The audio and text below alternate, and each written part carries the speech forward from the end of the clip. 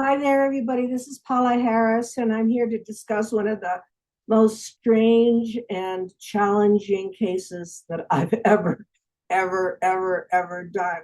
And that was the Dan Burisch case. And I did it, I can't remember the year. It is in one of my books. I think it's in Stargate to a New Reality. Um, and basically, I'm going to do it in a PowerPoint presentation because I'm going to compare it to other whistleblowers that worked at S-4. Now, Area 51 has a facility called S-4 near Papoose Lake. Now, have I been to Area 51? Yes, I was there. I don't know, I've been there like 4 or 5 times in the past. If I had to guess the years, it was probably around 2009, 2010, and 11. And I would go there. And I was also asked to speak there with George Knapp in one of the cities. I'm thinking it was near Rachel. And I used to go to the gate and see the camo dudes up there in the truck. And, there's a gate there that says, if you go, we'll kill you, if you go past this gate, and so forth. I also went to the black mailbox. But a funny story about Area 51 in general is that once when I was driving there, the state trooper stopped me. It was Lincoln County. I remember the card he gave me, and he just stopped to ask what we were doing there. And we just said I mean, there's so many tourists at Area 51. I mean, you have to say you've been there. And so then I went to the lecture that I was doing, in that area. And there he was standing in the back, standing watching my presentation on Colonel Corso. And I thought, okay, this is it. I'm going to be in trouble. And he didn't do that, though. He came up and he said, he said, that was one of the most interesting, he said, presentations I've ever heard, he said. And I'd like to know more. And here's my card. And if you ever need anything, just call me.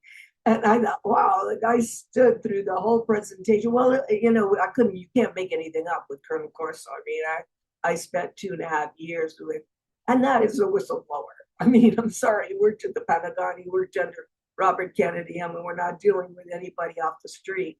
So, anyhow, what had happened and how I got to do this, and I hope I can run this presentation correctly, is I had gone to the conference when Bob Brown and Terry Brown were running in Laughlin, and I had heard about Camelot and Linda Howe and all those people interviewing a microbiologist named Dan Burisch.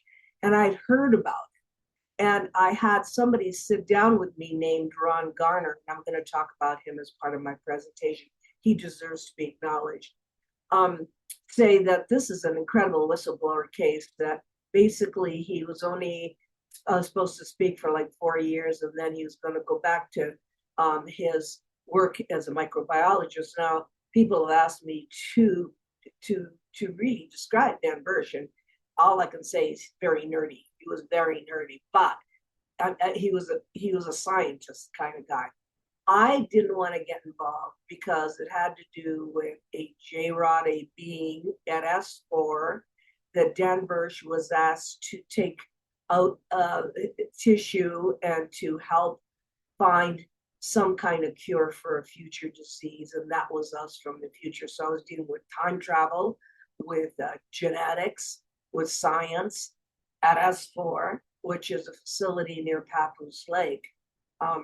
So when I was going to do this presentation for you, the theme of this presentation is, if you are a journalist, not a ufologist, a journalist, you must cover all the stories. You cover them. You don't, and I have to say, I went to see him 3 times before I decided to do it. Because the first time I just couldn't wrap my mind around it. And I didn't take the obligation or responsibility to do it. The second time, I thought, this is crazy. Bill Hamilton brought me there. He had already been covering it. He's one of the greatest researchers that ever lived. And the third time, I'll explain why I decided to do the story. Jaime Maussan and I are journalists. Journalists. We do not perpetrate hoaxes. We cover the story. Then what happens is, like I did in this presentation, which I think is pretty good, all the people that worked at S-4 that I covered. So I already know what they told me it looks like. How you get in there, what's going on. So you make a decision based on data, not opinion. And the problem is even with like Bob Lazar, who everybody knows now because of Jeremy Corbell, who came out with the movie, that Bob Lazar is not lying. But boy, have I gone through hell over Bob Lazar. Our own people have gone to Bob Lazar, and Bob Lazar had worked there.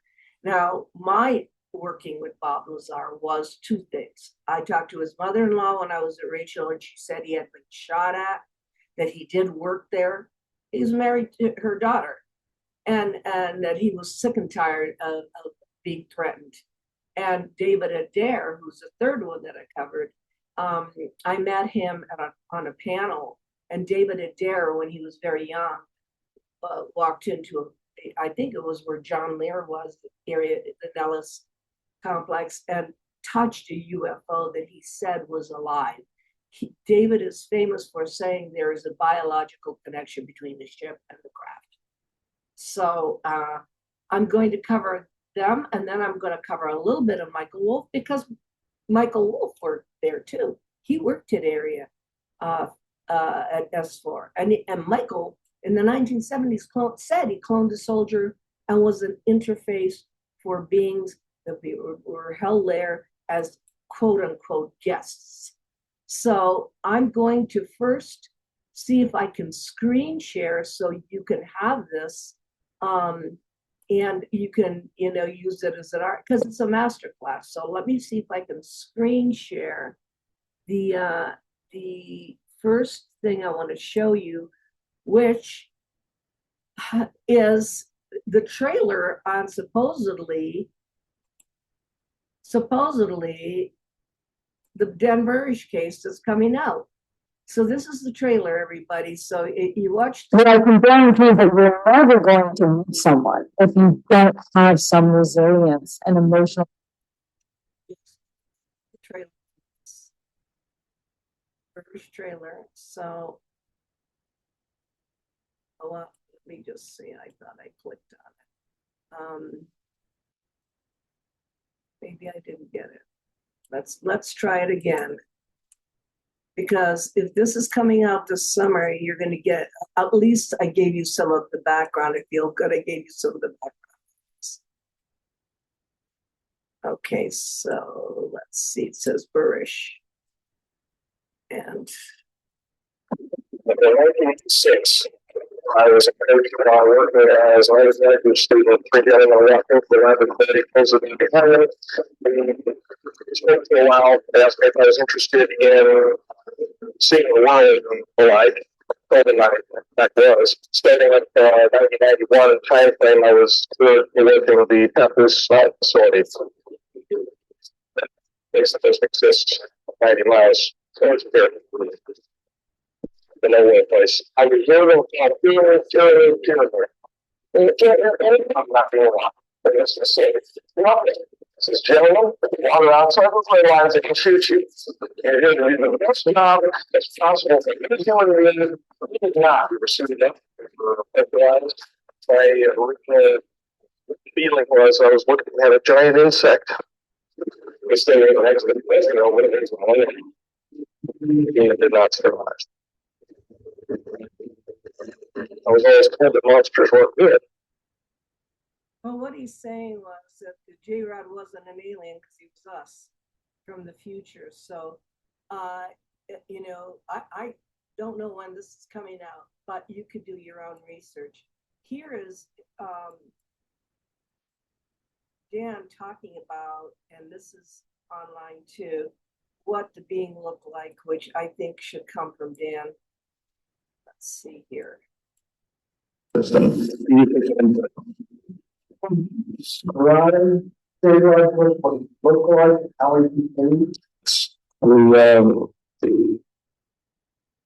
gentleman with which I was associated, he was approximately 3.5 feet tall. He had a dark brown appearance, very ready appearance to his skin. He was in a highly polarized hemisphere. He exuded glycoprotein like material on his skin, which was associated with the neuritis and neuropathy we were dealing with. I found out subsequent to interactions with Gilrod. And again, they have personal names. Gilrod simply means 15, which was a basing name. Where they're located, and they're 8 years from my location. So they took those names and they identified through the signal protocols, the linguistic protocols, with a rod symbol, which was an inertia symbol, and then a J. And in fact, that was a combination of Mayan and Egyptian numerology having to do with a rod and a J, meaning 10 and 5 to 15.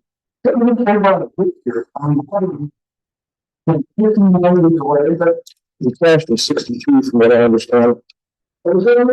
Outside of Kingman. Okay. Kingman, Arizona. Right. There was a problem involving his physiology and his biophysiological communication with the craft went wrong. And of course, he's ill, as we know, with the MGUS and paraprotein associated problems. And he crashed. Well, you really like was there general procedure for this? You know that? There was not a general procedure. There was a very specific procedure. I was not supposed to communicate with the kid at all. I was not supposed to know this. The reality is we were communicating from the time that I entered into the ambassadorial suite external to the Queen's Fair, talking back and forth freely. I could hear whatever he was projecting at me from thought, and he could very clearly hear what I was thinking. Initially, I was briefed that Gilrod was an alien, specifically from the reticulum system. Can you describe Gilrod what he looked like, how he behaved? Yes. So anyway, these are other links that I found that Dan had done interviews, but you can find them also because it's very, very important that you get. I always say you've got to get it from the source. I've got to go back here at screen sharing. Yeah, you've got to get everything from the source. You can't get an opinion based on an opinion based on an opinion. And of course, I'm blaming myself because I met him 3 times in a casino out in the middle of the Nevada. The first time was when Bill Hamilton asked me to go. And I had known that my colleagues had been there, and I didn't know the details of this particular case. So he said, get in the car, and he said, I'm going out there. So we went out there, and it was so much to believe, and you should never do this because I learned just cover the story, cover it, whatever they tell you, cover it, and you figure it out later. What I realized was he was telling the truth, number one, and then it actually combined with so much that I had done on S-4 anyway. But it's an interesting case in that I went back a second time and I couldn't handle it. And the third time, I'll tell you what happened that really made me change my mind. Now, when I met Dan Burisch, he was part of an MJ-12 disclosure situation where he had a handler. And Michael Wolf had a handler, and other people that I talked to had handlers too. And what those people do, they're like bodyguards, but they're more like people from the government agencies that don't want them to talk too much about certain things they shouldn't talk about. So Dan had the woman next to him tell him several times while I was talking, you can't talk about that. You shouldn't mention that, and this and that. So Dan always, with me, had a handler. And with Michael Wolf, the same story. So it was like I realized he could only talk a certain amount of time, and then he had to go back to being a microbiologist. So in any case, Why is this interesting? Because the J-Rod is compelling, because it's the evolution of mankind. Remember, he said it wasn't an alien. He said it was us from the future, from the Kingman, Arizona crash. Now, the reason I'm telling you this, if you're studying anything about this, but Ryan Wood's book, Magic Eyes Only, has 109 crashes, of which one is the Kingman, Arizona, and one of the aliens is missing, or one of the, they think it's aliens. The pilot was missing, and it's in that book. It says they couldn't find both of them. And so, if you're studying these things, you need to try to. I knew about the Kingman, Arizona crash. There's Aztec, Corona, Trinity, Roswell, and Kingman, and so forth. And when he says things like that, and then you can go back to a book and find the proof. It's interesting.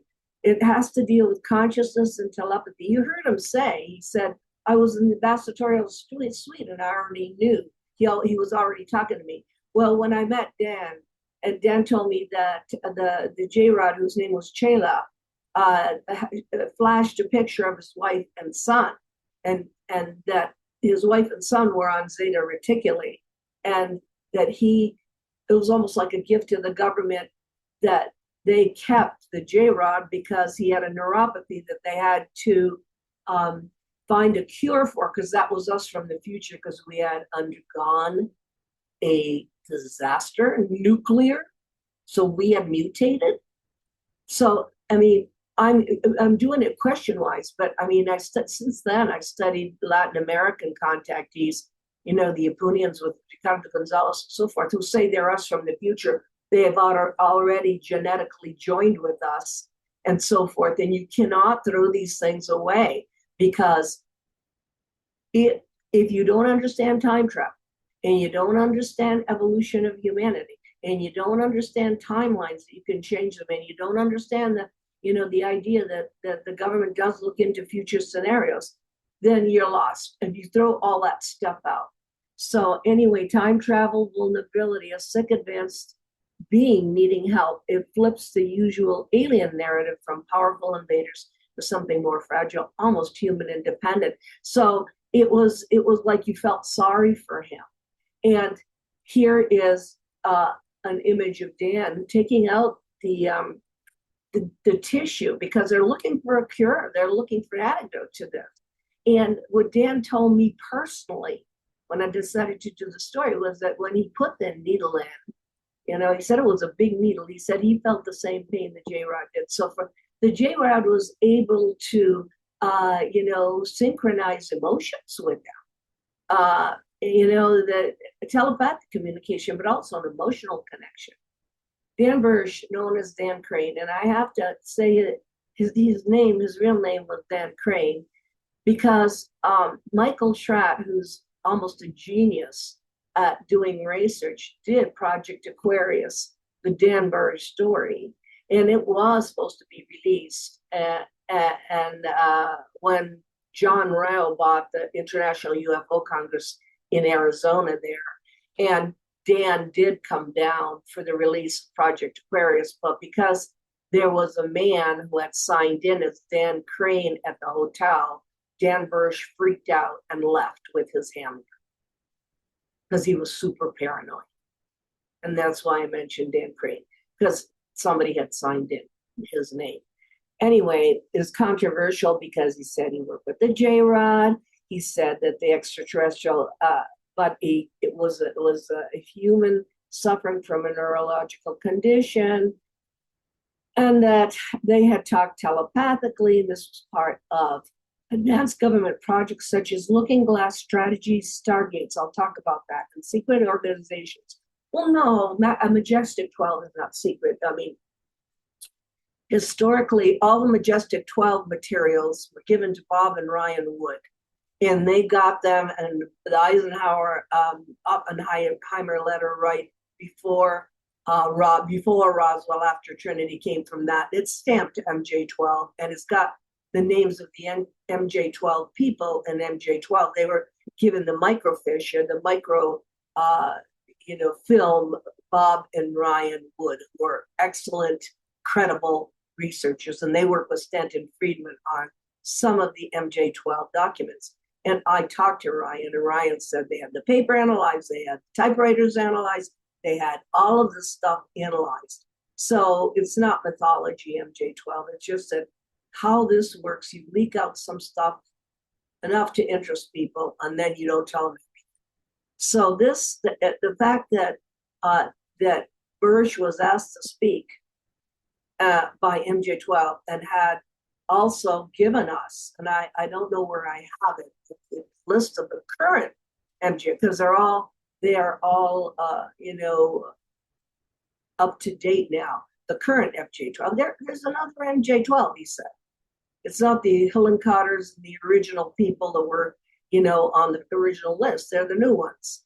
And that was interesting, but that's logical. If you've got a secret group of people that are managing the narrative here, you're going to update it. You're not going to, this is 80 years ago, the MJ12 Truman stuff. So, and it's tied to future timelines. Is that ever interesting? And possible potential global catastrophes. So here's Dan. I'm interested in everybody that looked at us. Everybody. Technology beyond current science. Anti-gravity was Lazar. Then they find out that element 115 exists, and that they take them seriously. My own colleagues debunked him. There's a whole list, and I don't want to mention because they're so famous, without bothering to check anything. Did they work there? Did they go there? I told you I was there talking to his mother-in-law.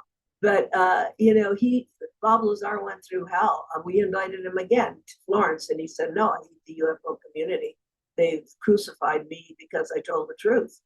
And then we come to find out that S-4 is a facility where a lot of this is going on. David Adair was it also where the technology was going on. And Michael Wolff told me that he was working on cloning, and he was an interface in the 1970s at S-4.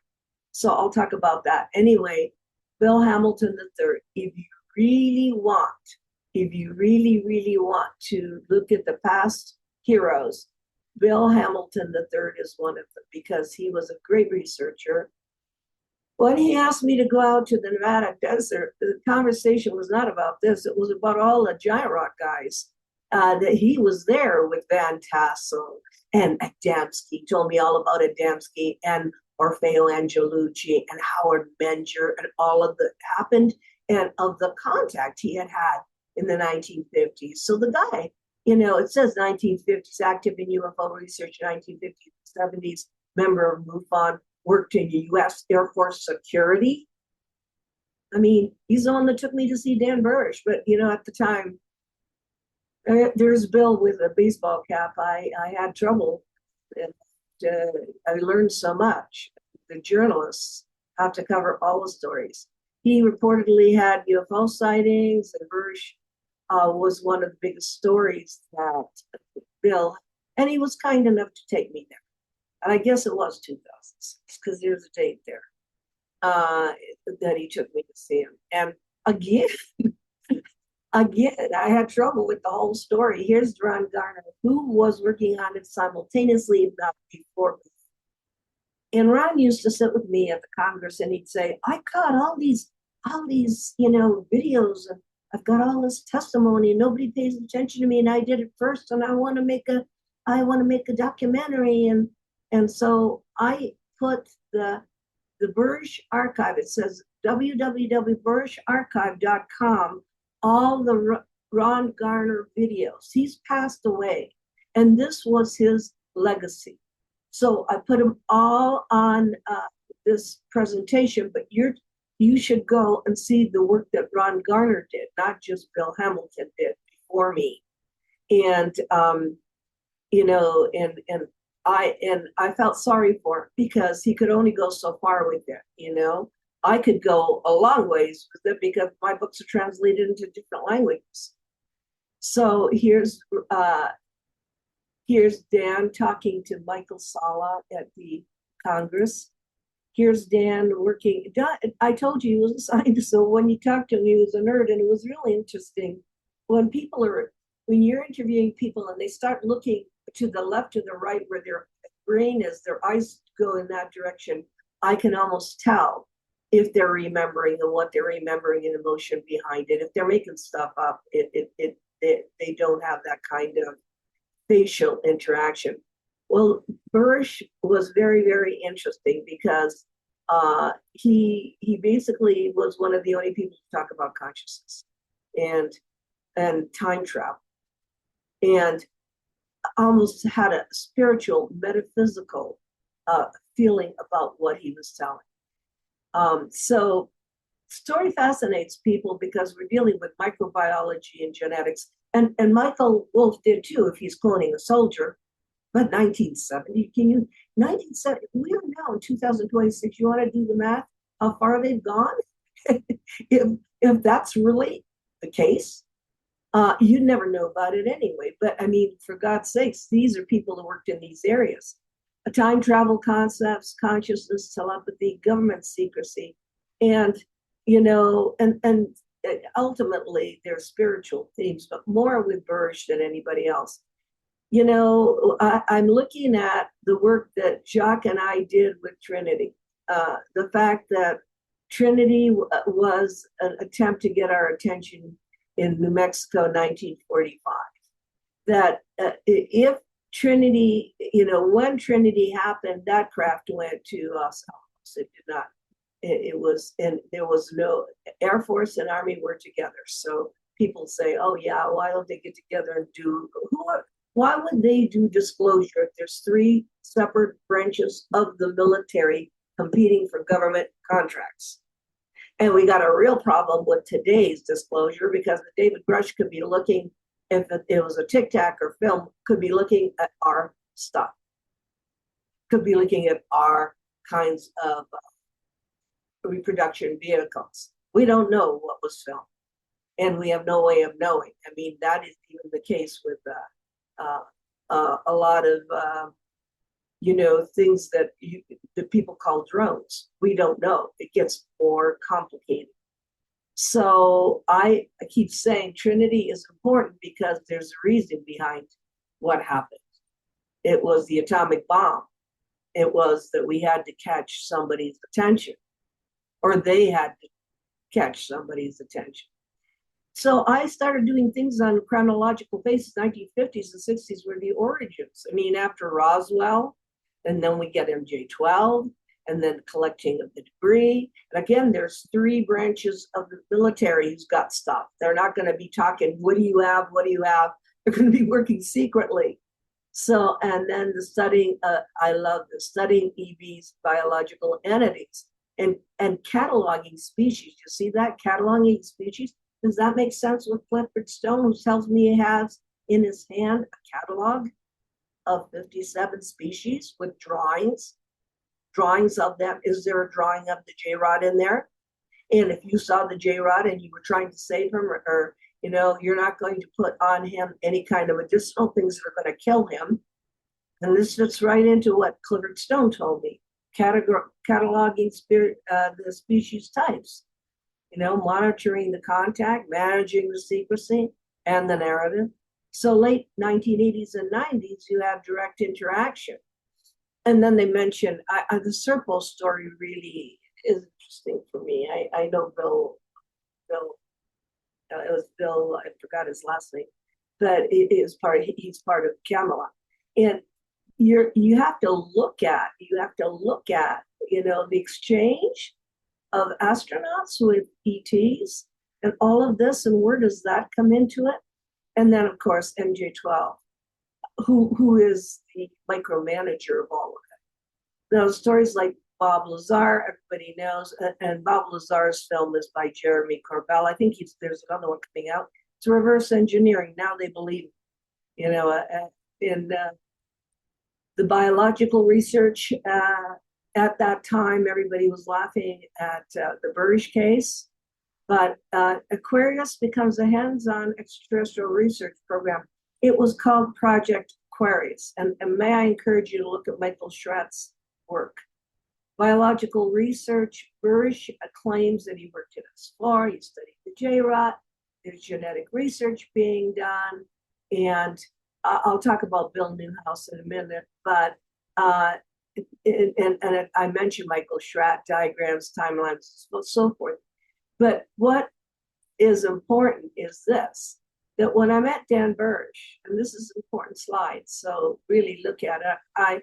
The third time that I met him in a casino, 3 different casinos in way out in the middle of the Nevada desert, I brought with me Yvonne Smith, who's a friend. She's my girl. She's a hypnotherapist from California. And I said, you're going to go to the Nevada desert. Don't ask me where you're going. Don't ask me who it is. Don't ask me what's going to happen. Just get on the plane. In fact, I was going to blindfold.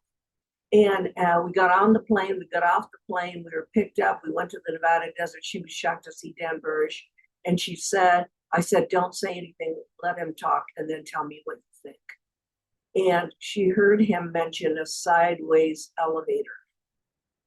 See, this is verification, but I usually don't go this far, but I couldn't do this case. I don't want to touch it. And she said, no, Paula, she said, I've had people, she said, that I put under hypnosis that talk about the sideways elevator. And then another thing happened with this, and it happened with Clifford Stone. He began to cry. He became very emotional, and he began to cry. And I said, okay, Dan, I said, just give me, and I have the audio tape. I said, just give me the story, and I will print it exactly the way you tell it to me. So I did, and he drew that beautiful, beautiful color drawing for me. He and his handler, Marcia, said they trusted me, and they trusted that I would report the story the way it is.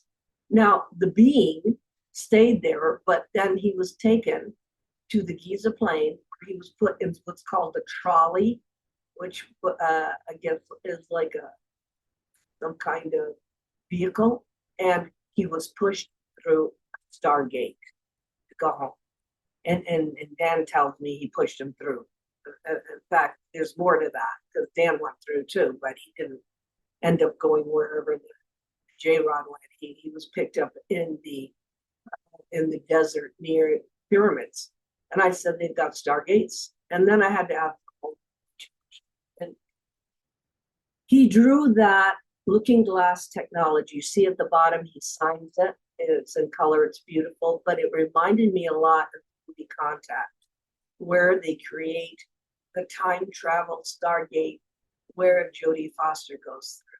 So look at the 2 images. One's from the movie, one's from what Dan gave me. And then he said, it is normal, he said, because there are many Stargates on the planet. Now, I don't want to go into all the details, because between the mythology and the real stuff, it gets very tricky.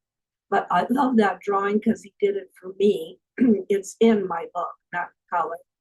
But he talks about that's how the being was returned. So the idea of time travel and the idea of going through Stargates is not sci-fi.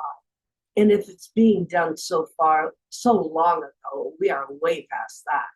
Project Looking Glass is a device that could allegedly see future timelines. That's interesting, isn't it?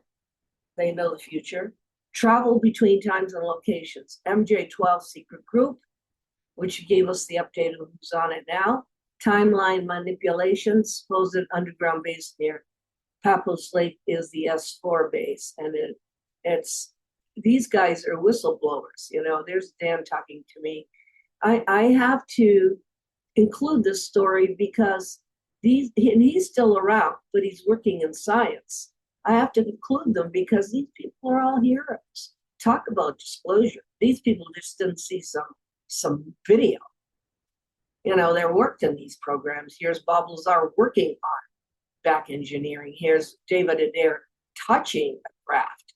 And then talking to Lorian Fenton, who does a conference in San Francisco. She's very good friends with him. She told me on this masterclass that the being that was connected with the biological material still communicates with them. And the being is female, and it communicates with them. And when I met David Adair, he was on his way to Saudi Arabia to work on technology. So it's not somebody off the street, it's a scientist. I met him, he had been offered a contract. So it's symbiotic, like Dan Burisch, symbiotic with the beings. On the bottom is Michael Wolff. He had pancreatic cancer. Michael Wolff, for me, was a hybrid. He worked, there's Michael Wolff. He had pancreatic cancer, so he spent a lot of time talking to me on the phone from his bedroom. I went to his place 3 times, 3 or 4 actually, Hartford, Connecticut. Michael Hesseman, Jim Coran, Richard Boylan, and I were the only journalists that covered him, and all our colleagues completely bashed him forever. They ridiculed us and so forth. This is the benefit of field research. That is Catches of Heaven. It's $400 now. That book has details of Michael working at S-4 with cloning a soldier, with DNA, genetic DNA from ETs, and how the soldier that he called G.I. Joe was asked to shoot the dog. And Michael, plus, he's talking to me on the phone, tells me about that incident in the book. And then he adds, well, he said the dog was in a cage. Well, that's extra. It's not in the book. And I said, what happened? And he said, basically, the soldier said to him, G.I. Joe, clone, why do I have to shoot this dog? What part of my mission is that? And that's when the general, or whoever was dealing with this, said to Michael, terminate him, because he used to follow orders. Boy, that sounds familiar. But anyway, he used to follow orders blindly, and Michael let him go. And it's all in Catches of Heaven. But now, if you try to get that book, it's $400 online. So then I had to ask Michael, tell me your background. How did you get to S-4? What were you guys doing in the 1970s? So that is a photograph of Michael's contact when he was a child. It's a baby. It's a different kind of gray. And so my colleague and I, Adriano, went to do the Michael Wolff story. I guess I've been there 4 times because Adriano was the first one. We had all kinds of paranormal experiences. And he gave us a piece of craft, which we had analyzed at the University of Siena in Italy. We took it out of the country, and it was very interesting to see the holes in it because they did a lot to that piece.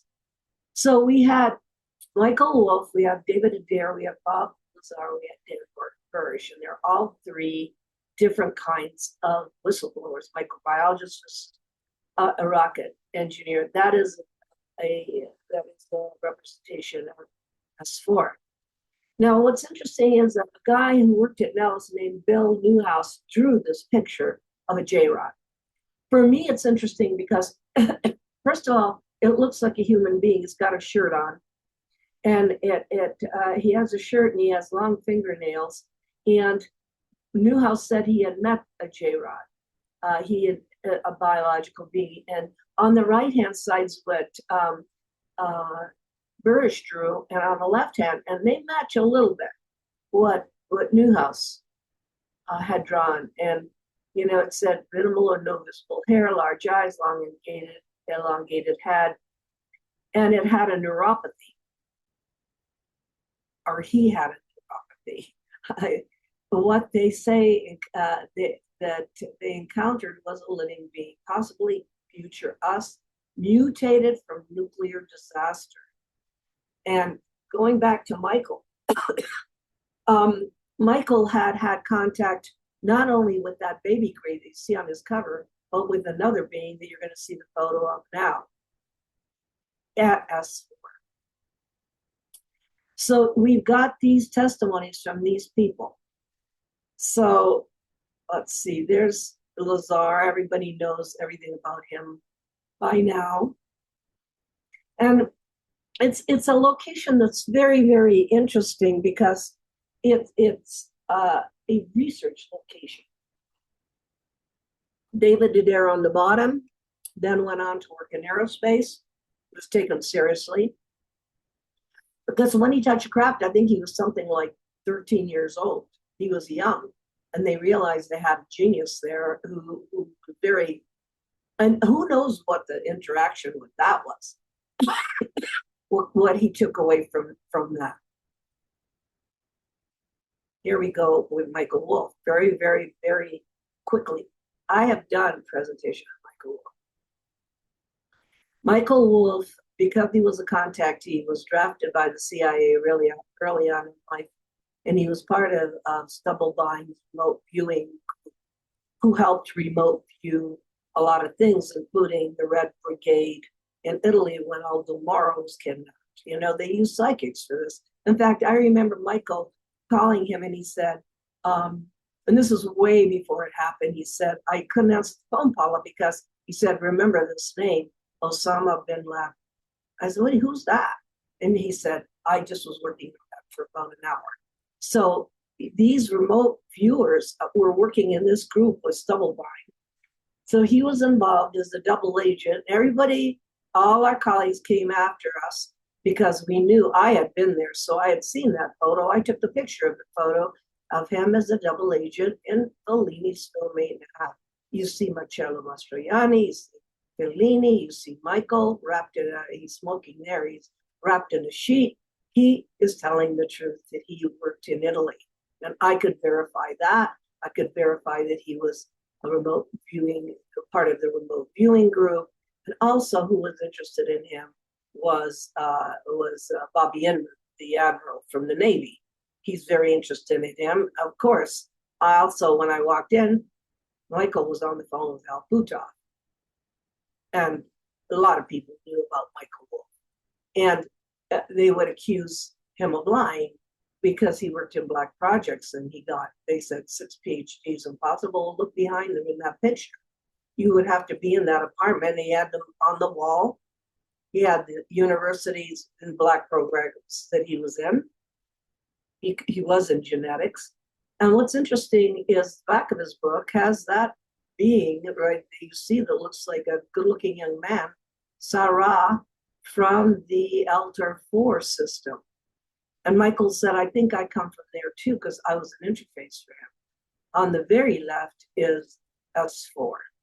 This was going on in the 70s and 80s.